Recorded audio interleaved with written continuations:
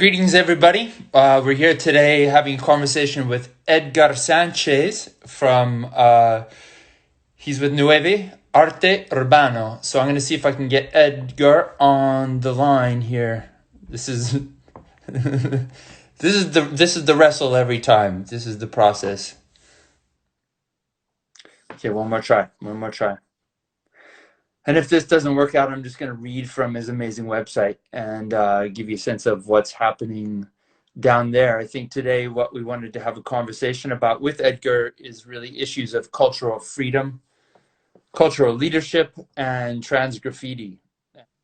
From the website, on the issue of trans graffiti, which is a term I'm not terribly familiar with, but I know that it does come up in critical conversation about the subject of graffiti. He writes here, artists, graffiti writers, producers, governments, and citizens, we are working all over the world to promote a movement of monumental plastic arts for the streets and cities, creating large format symbolic pieces in community spaces where public traffic takes place, making them an element of cultural catalyst towards happiness. We define culture as a web of meanings and symbols that connect individuals to each other and society. Édgar! Hello. Yes, I'm alive. Yes, welcome. Well, I think if you're anything like me, you're completely new to this technology. More or less, yes. But anyway, there was some kind of block, but I'm here and I'm very happy to see you. Well, likewise, big time. This is a treat. We talk to each other on WhatsApp once in a while, but it's even cooler by video. Yes, it is. Yeah, I'm happy to see you. This is great. I was just reading from your website a little bit about your project, about Nueve Arte Urbano.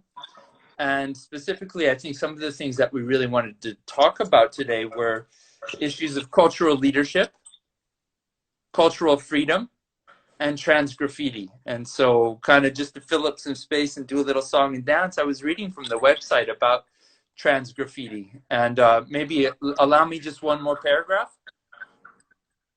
Yes. Okay.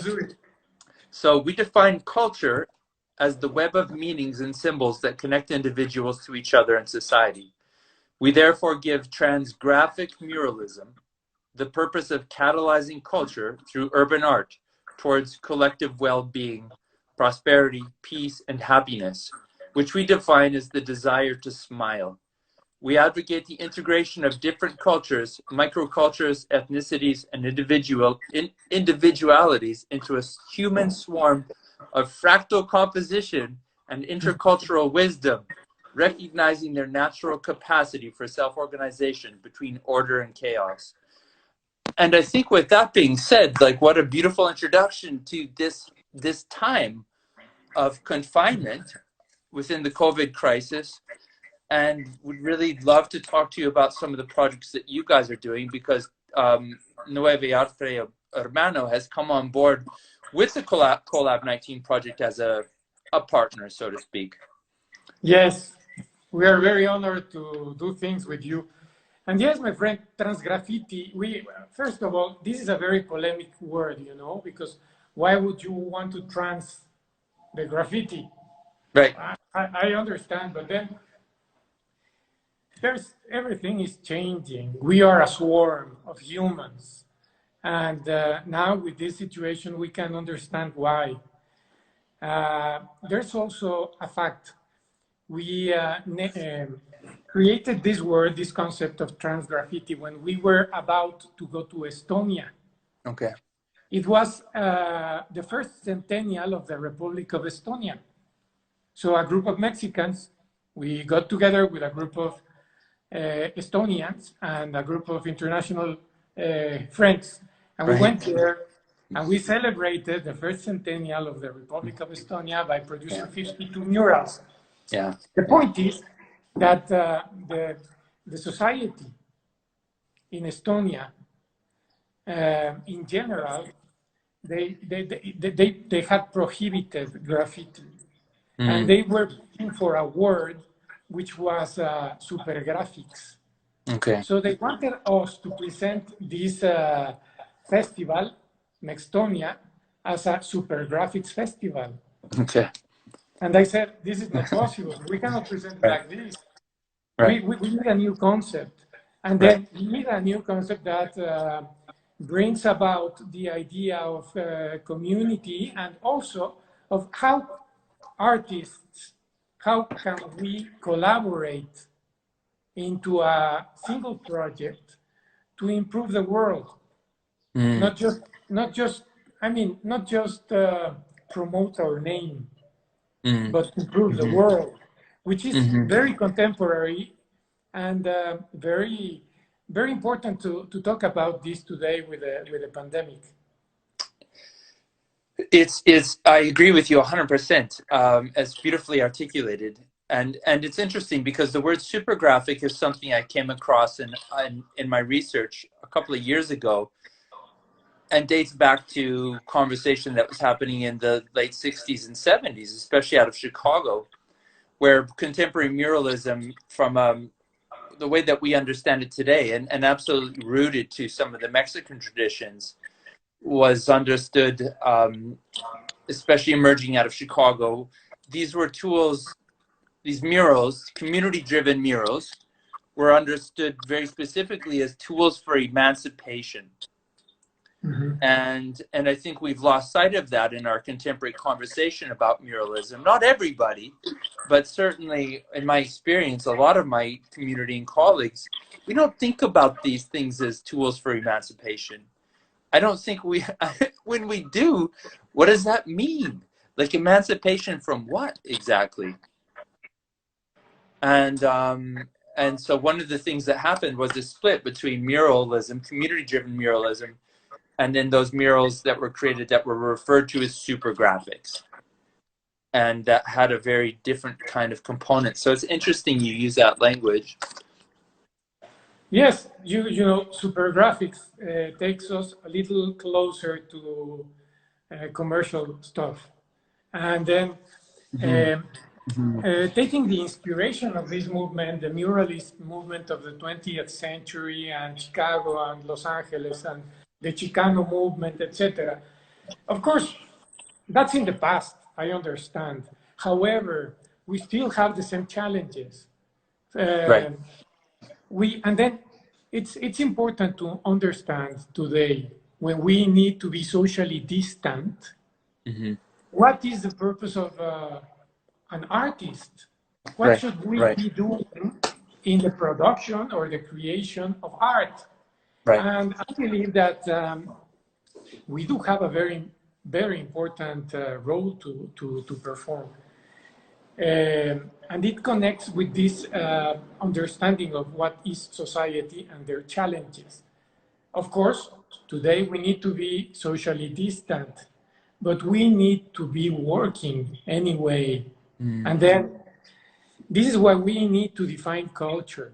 And we propose that culture is a system of symbols and their meanings, which is inherited from our ancestors. And it is also a fractal.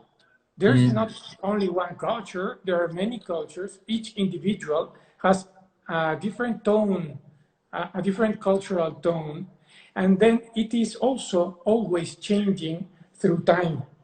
So culture is like a fractal, like a cloud, like an ever-changing thing. And then what is art, or what is the artist have to do with this? And I want to propose that artists are working to expand the culture through perception and interpretation. So this is a call to action, you know. We could do something. It seems to be a call to action that's deeply rooted in spirituality. Is that fair to? Yeah. Absolutely, because we also need to redefine spirituality beyond dogma. No, the spirituality. This is a very contemporary thing, especially among graffiti artists and urban artists. Spirituality is maybe a capacity to perceive life and myself and cosmos with clarity. And then acting in accordance with this clear perception of what is around us, and then understanding that we are part of a swarm of humans and a swarm of living beings and a swarm of planets. Right. Then we need to be conscious, and then we need to act with this clear perception to improve the conditions of what's around us. I love on the website here, there's a piece that describes this, and it really goes on, picking up on what you were saying. They're talking about some of this transgraffitiism, and the artists that are working on this, these works become an urban transcript of the shaman, producing street spells. They're potentially the cultural leaders of the neighborhood. This swarm of young people, never imagined by Siqueiros, the famous muralist, is today the embodiment of the purpose of plastic creativity, to create a better world. This is transgraffiti. That's a big job. Like, that's a big call to action right there. And it's not one that I think we're necessarily really informed of or taught about as artists, not within the educational setting or institutional settings that we experience today. Is that, you want to expand on that? Yes. We must understand what is shamanism, for example, just to make this comparison. And it's maybe you could explain it as the use of meaning and symbol, the use of words to communicate with the spirit, to take decisions and actions to improve your life, your surrounding, and your society. So in this way, the artist, the graffiti writer, uses symbol, uses names, that we use meaning, and then we put it in the streets. And when we do this, we change the energy of the street. This is very obvious. Yeah. But then also we carry this responsibility, because whatever we create in the street will change the reality around it. So in a moment like this, which is quite different to 6 months ago. Yeah, right. It's maybe easier to understand, no? Yeah, I hope so. I think this is an incredible opportunity for us to redefine, not to test and redefine some of the social realities that have kind of bound us, that we've all subscribed to, and all of a sudden that's out the window. Completely new territory. We spoke, I don't know, yesterday or the day before, but we spoke about some of the realities that you're facing down there. And, you know, here in Canada, I've just applied to social funding, kind of the social network. I get $2,000 a month type of thing. That doesn't exist in Mexico, does it? No. We have no help from the government. They are trying to propose some very small helps, but actually we are alone, more or less. But there is one advantage, because in Mexico, muralism is historically very important. It's in our books, in the school, in the elementary school books. So it's in our bills, in our money. Right. So today, muralism in Mexico, it's considered as a socially responsible activity, and therefore it is essential in some places. So there's a possibility that there will be some production in the following months, even through this situation. But out of that, we are left alone. So I mean, has that been a process that you've been embarked upon as an arts administrator, is really appealing locally to civic officials or bureaucrats to push the idea of art as an essential service, or is it really more as you described, that's just culturally built in?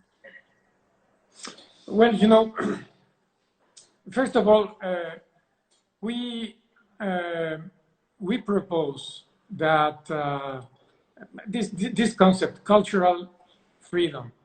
Yeah. Now, cultural freedom is important for the governments because they understand the importance of identity, or let's say identities, no?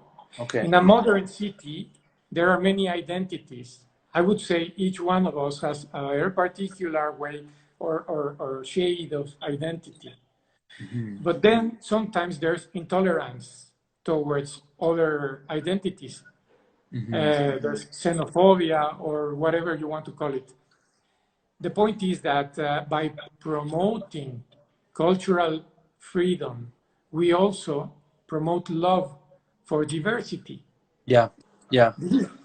This is essential in the social environment of any city. And so we need to understand that culture is something that we take. Maybe it is such a deep dogma that we believe it's given, but it's not. It's just a decision. So if we promote this distancing of oneself from your belief system, Mm-hmm. and therefore your identity and your culture, and then you evaluate this identity, culture, and belief system, maybe you can change it. Right. You can modify it, and then you can appreciate other ways of thought. Yeah, yeah. This is very important for us. Minds can change. That's right. You're an artist. I think of you as an artist. You do create art quite a bit. Off the side, though, I guess it's kind of a this is your passion, one of your many passions. Our introduction, we met through us. I think we met in Holbox initially. Is my first recollection of meeting you, and my understanding of you was like you were the paint distributor. That you were kind of there, but I didn't understand that you weren't the paint like yes, you own a company and are a very successful entrepreneur in Mexico distributing paint, but that you've also got these whole other side projects which aren't just about paint, but where you've really become a leader within your community, within the business community, and within the cultural community, bridging a gap there. And I think that's a very, very fascinating situation. I think it's had incredible impact on the community around you. I don't think that I've seen that with my own eyes. And I think it's a remarkable model, and certainly one that I hold up often in conversations with other business leaders that I come across. I think as a shining example of how we can, as artists, create very meaningful relationships with business interest, where you kind of where you meet in the middle somewhere, but in a very fruitful territory of mutual benefit. And perhaps we can talk a little bit about that. I don't know if you have anything to add to that or not, but I mean, some of the pictures here that I have to share today, you know, with the people listening are from, for example, the project on the dome that we did recently of the Seawalls joint production, but really driven primarily by you and your group. Yes, my friend. I was talking about cultural freedom, and I think this is also important to this new subject. My point is that we really need to get a little distance from the idea of an entrepreneur or enterprise, no? Right, yeah. Right. So we usually have a given idea of these kind of identities, no? So an entrepreneur is someone who is only focused on monetary gain. Could be, right. No? Yeah, this is not true. I mean, we are individuals, we are human, we are people, and each one of us have a different way of understanding life. Yeah. I believe that today, in the whole world, the most powerful tool that society gives the individual is the ability to be an entrepreneur, which is the ability to create something out of nothing, and then to create value. Because entrepreneurship is not only about speculating with money, it's also about creating value and service. So if you focus, like if I focus myself, I was focusing for years, 25 years now, into creating value, you know. How can I create value to draw in prosperity, not only for myself, but for my whole team? So I came across with some ideas, and then I developed a way, and my own way to do things, which is putting your attention into 4 different directions at once. This became the Todo es Uno method of entrepreneurship. And then I understood that through this proposal, I was committing with myself to do something about culture. Right. And this was a very old calling. Yes, since I was a very young child, I have been doing art. And so it was very obvious that there was a problem, a social problem, that I could go into. Right. And so we did this, no? Yeah. With a lot of polemic, because sometimes you are just an entrepreneur, no? And what is this guy doing in art or in graffiti or in curatorship? Well, I'm doing my life. Yeah. And I have this freedom to do it. Now, the Dome has become the Museo de Arte Urbano de Mexico. Yes. The Museum of Urban Art of Mexico. Yeah. Which is incredible. Which is incredible. Yes. Yeah. Congratulations on that. And congratulations to you and to all the brothers and sisters who worked in that world, because it was really a very heavy enterprise, and we did it. It was huge. It was huge. I mean, these pictures that we're showing right now, I mean, they kind of give a sense of scale, but they don't, because the technical approach was so challenging, and the winds and the weather. I mean, every day we had to go get checked by your medical team to make sure we could even go up there, and half of this stuff that was up on the dome itself was either by extraordinarily big, heavy equipment lifting us up there, or ropes and pulleys. Rappel, that's right. I want to say that Jason Botkin was hanging from a rappel rope for more than a week, painting the La Piedra del Sol, the Aztec calendar, and he lost 7 kilos. Well, so, that was Montezuma's revenge, my friend. Yes. Yeah. It was. That's what happens when you drink Jugo de Naranja, and is it like orange and carrot juice? That's it every day. Yeah. And Jason, it's very important to understand why a small company like my own, because it's a small company, regional. Yeah. A distributor of paints. Why do we do something like this? No, without help of the government. I mean, without government money. Right. With the resources of the donation of the effort of the artists and the donation of the resources of the small company. Why? And well, it's great. It has given a lot of meaning to my life and to the life of all of us. and it has created great contents, great media contents, and we have been in the world of art in a very particular position with a very large group of artists. Yeah. So yeah. it has been a very good result. Yeah, it was an incredible project and by far one of the most exciting I've ever worked on.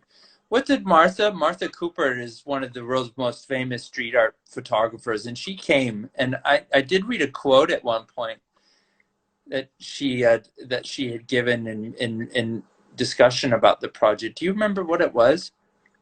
Yes, Jason. Martha Cooper wrote and said in a video that this is the most ambitious street art project that I have seen in my whole life in the world.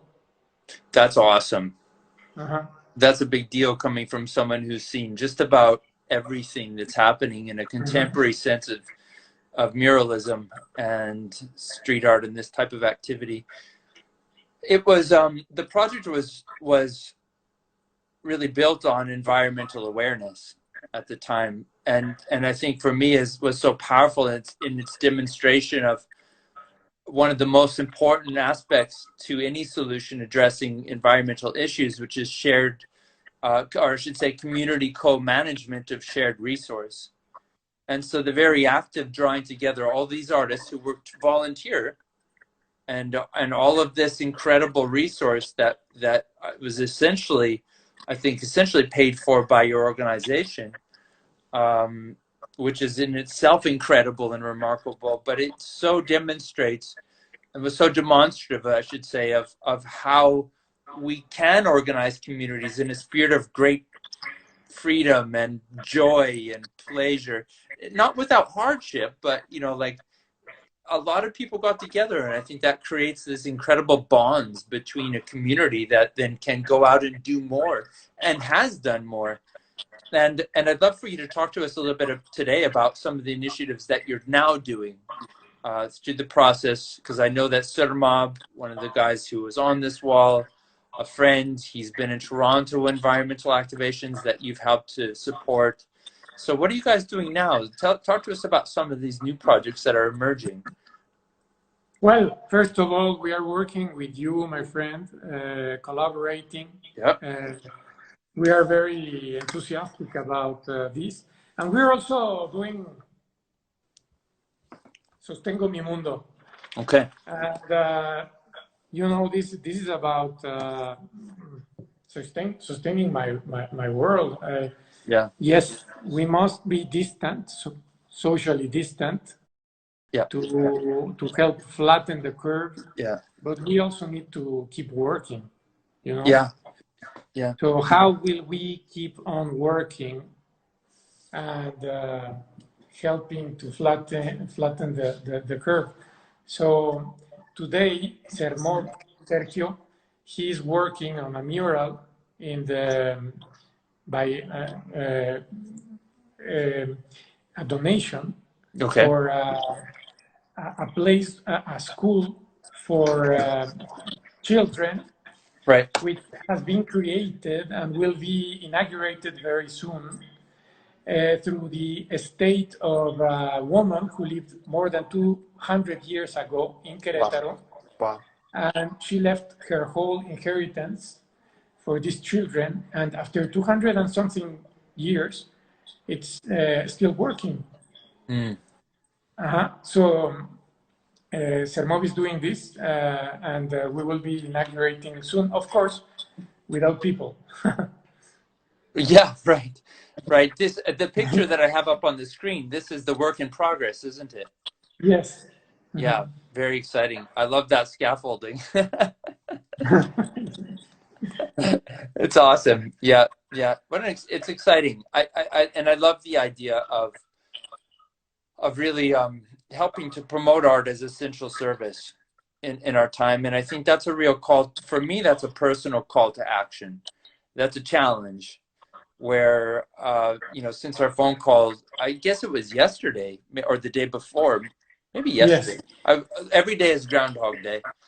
But that, I think that concept, and I've been obsessed since our call as to what ways I can find, and within my community, can we find to encourage that position bureaucratically, like within our own city councils, and can we find some of those resources so that artists can go out and again start to create this work, and not for any giant financial gain, but something that modestly puts food on the table and helps us to continue to move forward, but also bring something so so powerful to their communities. I mean, I know it's kind of a weird, intangible thing with this whole business of art. Yes, you know, I can understand. For example, there are countries who are bailing out big corporations and very rich companies being helped. And but then, what will an artist do if this situation extends? No. And what a small business like mine, what can we do? We are not going to be bailed out. No. Nobody's helping us. And so the point is, we need to do something. I believe that art is very important right now and for the healing that comes next, because the social structures will change. The institutions are already changing, and the countries are changing.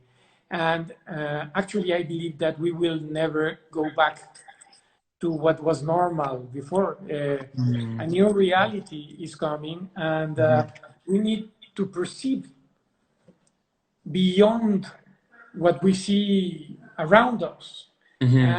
This is one of the key talents of an artist. We need to start perceiving beyond, to understand what's coming, and to propose by inspiration for a change in society. I believe that if we start doing this, the governments and larger companies will see. And they will understand that they need art, and they need creativity, and they need design, and they need urban shamanism to change the way we think, and to change the way that we give meaning to our world, and to create a new society. So yes, we must understand a value in ecology and environmental consciousness, but we also need to put a lot of thought into social, the rearranging of social structures.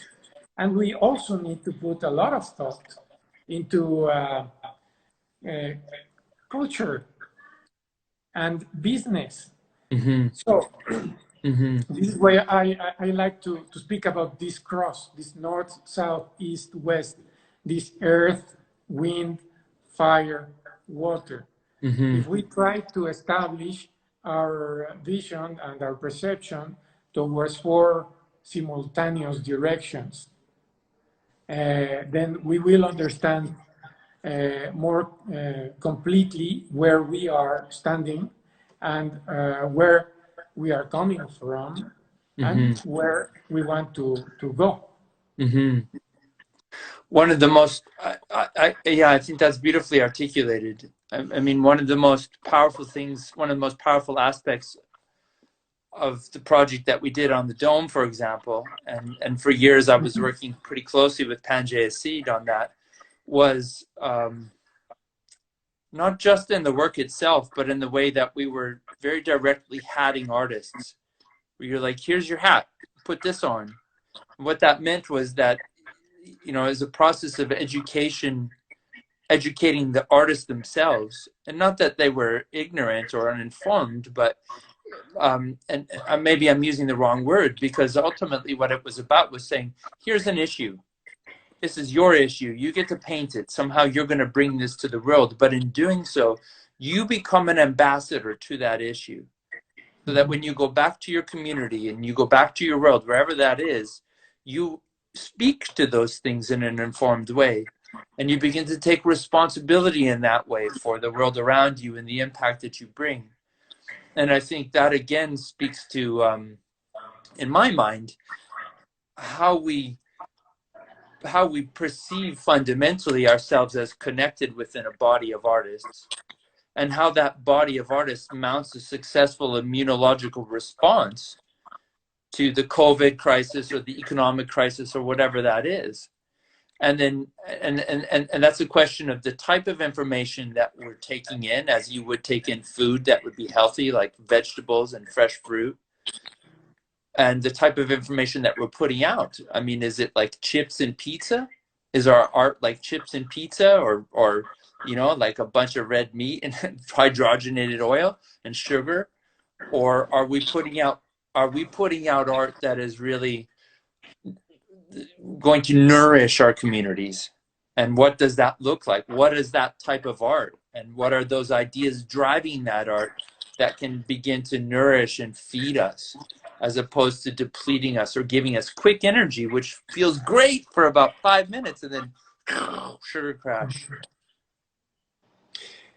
Well, yes. Let's ask ourselves. I am creating chips. When I create art, is this art as valuable as chip in the world of food? Yeah. Or am I doing something which is really nourishing? And of course,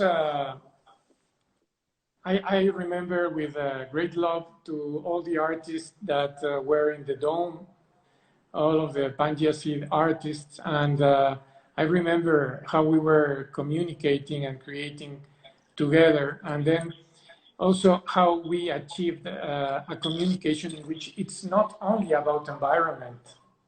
You know, you cannot help the environment without helping first the people, and also you cannot change the environment if you do not respect different cultures and identities. For example, when we speak about education, are we really educating the people, or maybe are we being educated by the people? So when we go to a neighborhood or to a country or to a city and we create art in the streets, are we learning or are we teaching? Or is this a dialogue? I think it's very important to have this attitude, because it doesn't matter which country we come from or which culture we come from or which is our identity. We need to be respectful of maybe I am wrong, and maybe not. Maybe there's two simultaneous realities that are true even when opposed. Yeah. And if we want to save sharks, we also need to save the people who feeds upon them. And it's not just about educating them, it's about a dialogue.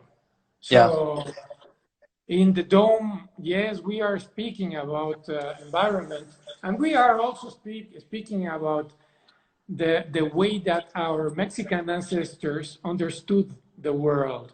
And this is why we have Tloque Nahuaque, Moyocoyatzin, Ipalnemowani, Yowaliehecatl, the creator of itself, the giver of life, the owner of the far and the close. He and she, who is as invisible as night and as intangible as wind. And you created Tloque Nahuaque in the very top of the dome. And this being, this he is emanating from the dome and looking to the four directions. And then the four Tezcatlipocas, the four elements, are manifesting in each one of the directions. Paola Delfin created the north, divinity of water, and Curiot created the south, a female divinity of water. And in the east, we have Mantra, who created an allegory of nature. And in the west, the graffiti writers from Querétaro, Goal and Reaper, created the crocodile with red eyes because it's being polluted by CO2. So there's a multi-layered narrative in this dome. And this is what we want to propose. First of all, we are into a dialogue. And we are questioning our beliefs, our culture, our identity. And we are discovering new identities, different ones, foreign. And we are respecting them and loving them. And within this dialogue, and through cultural freedom, we create a change, which is not totally about a will, an individual will, but it's more like a just improvisation, creation of a new kind of connections among ideas and beliefs that changes the reality, which manifests in tangible ways through society. I believe this is the moment to speak valiantly about these ideas, because we still don't know what is happening. And we need to start working. We need to start sustaining our world, sostengo mi mundo. And of course, we need to keep the social distance. This it's so beautiful. How I love how you talk about this stuff, and I love your passion. I love your leadership, and I love that so much of what I hear from you is a return to indigenous wisdom and practice and the way of thinking about the world, which isn't mainstream Mexican thought necessarily, is it, any longer? No. Mexico is a very complex mixture of cultures also. But we are, for example, we usually call ourselves Latinos or Hispanics. We are not that. We are more indigenous. We are more indigenous from Mexico, which is indigenous from the Americas, than Latinos. Or Latin is Rome. Let's remember that. And then, of course, Spain, because it's a language. And then, of course, we speak Castilian, which then was called Spanish. But then we should not, as Mexicans or as Canadians, we should not forget that we also have indigenous roots. And each human in the whole world is indigenous from somewhere, and is also a migrant. We are all migrants. So it's not about nationalistic beliefs or sentiment. I don't connect with nationalism. And I don't want to promote the indigenous identities as a superior truth. No. But we need, each one of us should connect with our ancestors. And we will find out that there are many different identities within our ancestors. And then we will find out finally that we were all coming out from Africa 70,000 years ago. Common roots. I love it. So we're about to sort of embark on this Collab 19 journey, and you're assembling a number of artists down there, and we're going to figure out how to mash up artists from down there from up here. And so this is going to be an exchange of digital canvases that are going to be tossed back and forth. So that's a very exciting process. Have you been able to talk with any of the artists locally in terms of the process? Are you getting some momentum or some buy-in on that, or what's your take? Yes, we are very enthusiastic about Collab 19 and En Más. We are very convinced that this idea of working together into a same piece will be amazing. We love the idea of the color, the white and the black. it's a wonderful and powerful initiative to be working and creating and sustaining our world right now, even on lockdown, on extreme social distancing. Of course, we would also love to take some of these creations to the walls whenever that is possible. Yeah, that's it. Yeah, I'm really excited about that. I think the more we can do as artists in our communities to connect with each other internationally and abroad, the better off we are, frankly, in terms of sharing strategies, talking about experience, often shared experience of isolation, fear, insecurity, and at the same time, helping each other to root our practice, root our daily experience of life as we move through this process to a higher vision, one that calls us to not live and dwell in those places of lower sort of emotional function, but in hope and encouraging vision for the future that's built on not romantic notions, but one that allows us to really confront in very real, pragmatic ways what's going to happen and how we're going to help each other and how we can fortify each other in the society that we're feeding at that emotional and soul level through our art. This is why I'm so happy to collaborate with you and with the rest of the gang, because we do need to be inspirational in our production, but we should also be very pragmatic. I mean, nobody is going to come to rescue us. No. And we need to start working, and we need to start creating with responsibility and social distancing and hygiene, and etc. Respecting the paradigm, the new paradigm, but also questioning everything. We need to doubt. Wisdom starts with doubt. And then responsibly, we take this doubt and do something about it. So you are calling upon us. You, Jason, are calling me.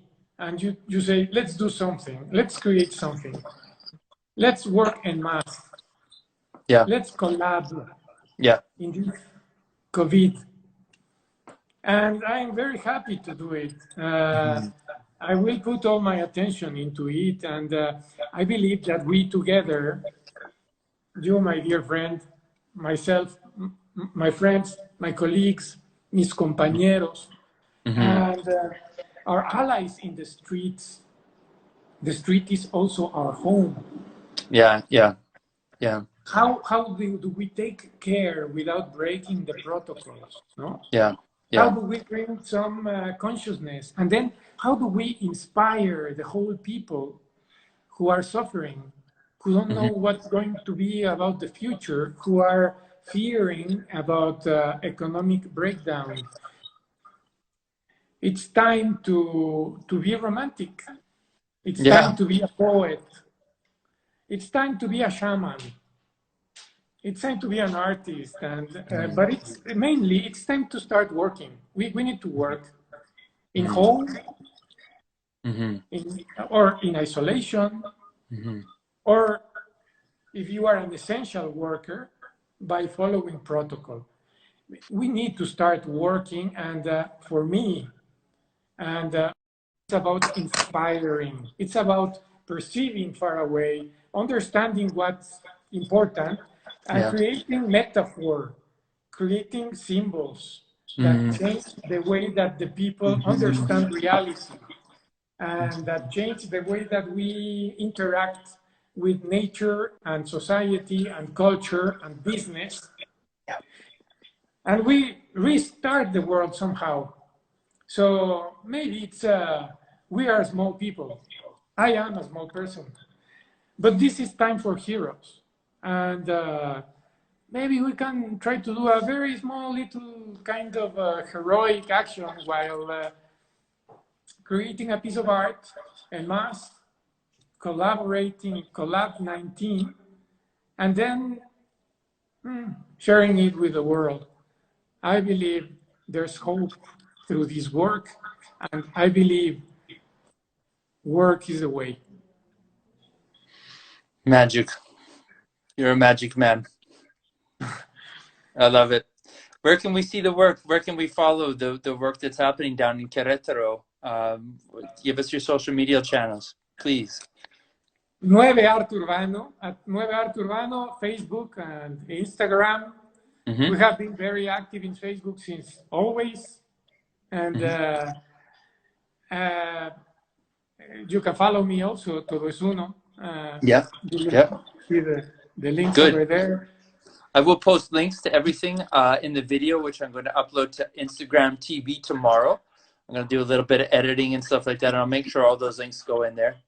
And thank you, a big thank you for coming on board today.